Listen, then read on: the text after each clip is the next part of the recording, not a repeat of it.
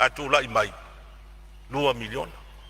o le fosaga la lena fai o le matofioaga solsol 2 miliona ale ala mai lau tala tupe lea ua saunoa mai tasi tesi ma le vanu lua lau fionga le fonga petalai ia o le asa manino i lau folsanga o le tasi tesi ma le valu e atoa i le 5 miliona lele e le i maua i le paketi tuai lele i fonga ia i palemene ona o le sa tafea tatou